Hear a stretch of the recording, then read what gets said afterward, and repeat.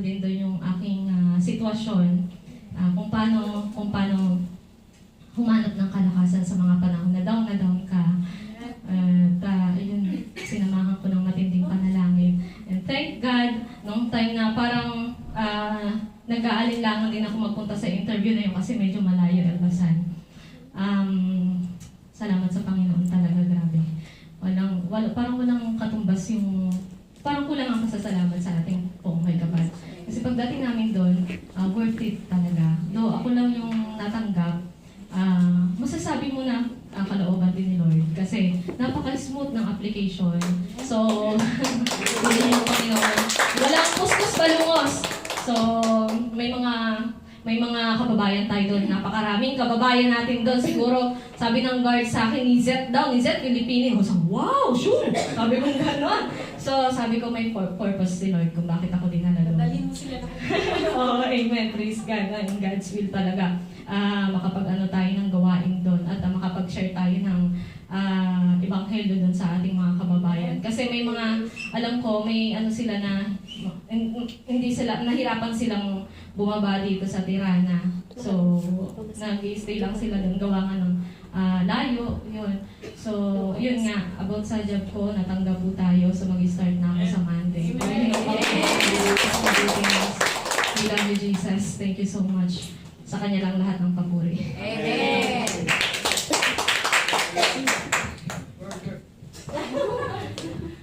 May pa-burger daw si Ate Yoli.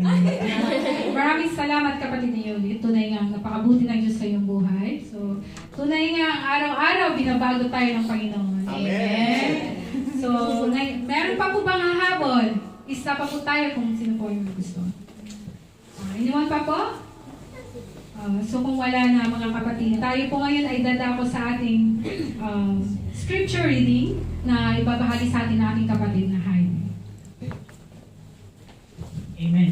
Inaanyayahan ko pong tumayo ang lahat. At tingnan po natin ang ating mga Biblia sa John chapter 10 verses 1 to 10.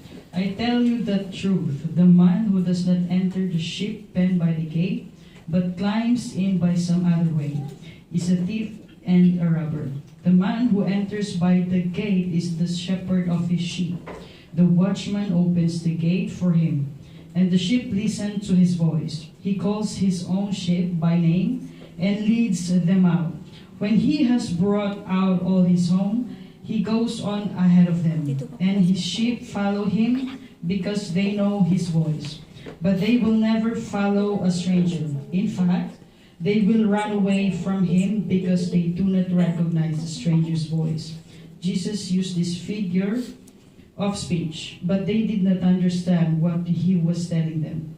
Therefore, Jesus said again, I tell you the truth. I am the gate for the sheep. All who ever came before me were thieves and robbers, but the sheep did not listen to them. I am the gate. Whoever enters through me will be saved. He will come in and go out and find pasture. The thief comes only to steal and kill and destroy. I have come that they may have life and have it to the full. Purihin po ang salita ng ating Panginoon. Amen.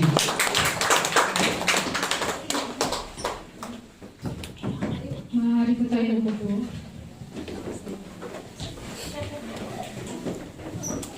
So, okay pa po ba tayong lahat? Amen!